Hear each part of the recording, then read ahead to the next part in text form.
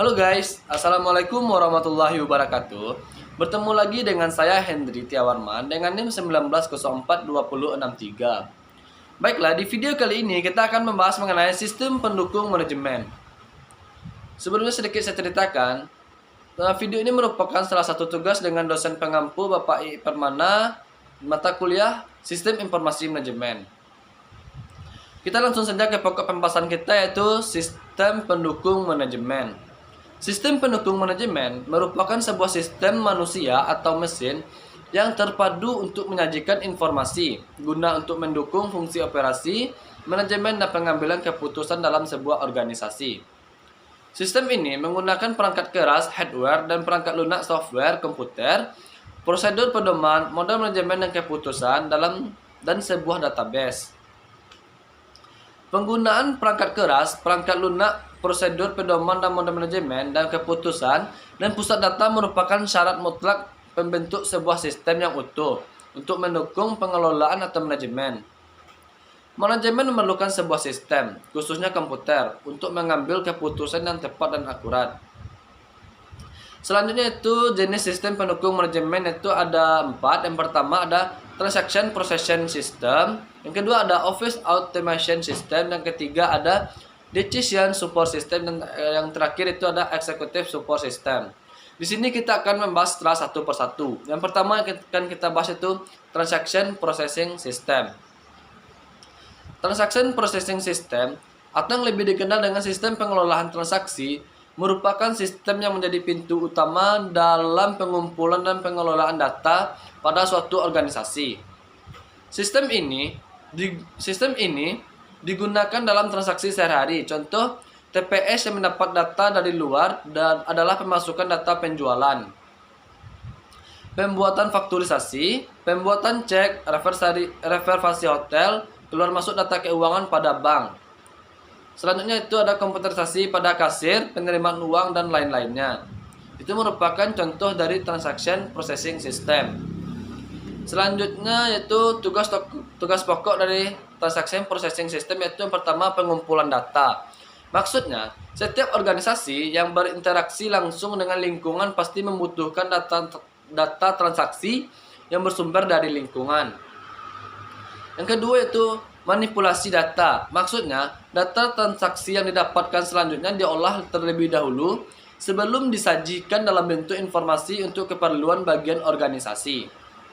Yang ketiga yaitu ada penyiapan dokumen. Maksudnya, beberapa dokumen harus disiapkan untuk memenuhi keperluan unit-unit kerja yang ada dalam organisasi. Dan tugas yang terakhir yaitu untuk penyimpanan data, yaitu data harus disimpan dan dipelihara sehingga siap untuk memenuhi kebutuhan organisasi.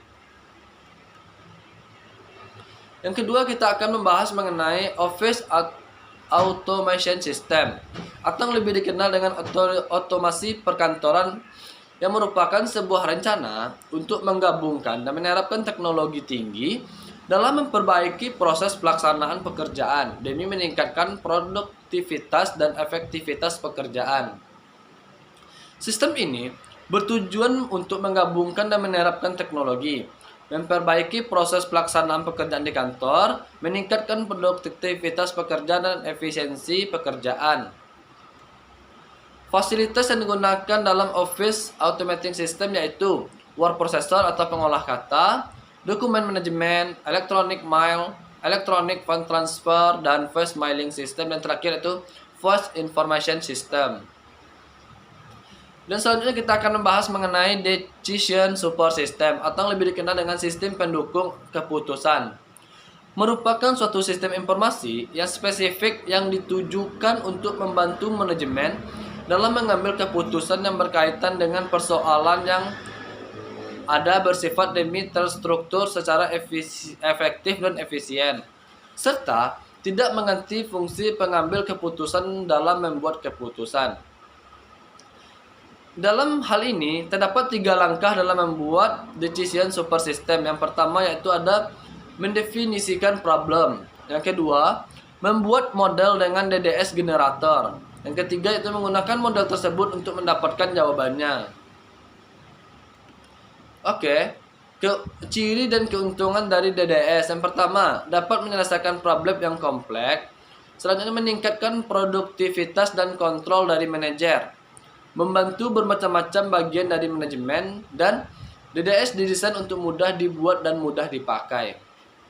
Selanjutnya kita akan membahas mengenai Executive Support System, atau lebih dikenal dengan sistem pendukung eksekutif, di mana merupakan sebuah sistem yang diterapkan oleh para senior manager atau eksekutif sebuah perusahaan atau organisasi yang memberikan dukungan terhadap keputusan yang tidak terprogram dalam manajemen strategis.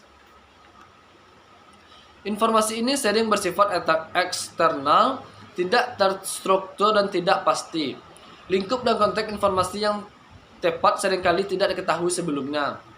Informasi yang diberikan eksekutif oleh Executive Support System antara lain informasi fasa, informasi teknologi, dan informasi investasi. Contoh dari DDS yang pertama itu adanya database eksternal. Yang kedua adanya laporan teknologi seperti catatan paten dan lain-lainnya. Yang ketiga adalah laporan teknis dari konsultan. Keempat adalah laporan pasar, dan terakhir adanya informasi rahasia tentang pesaing.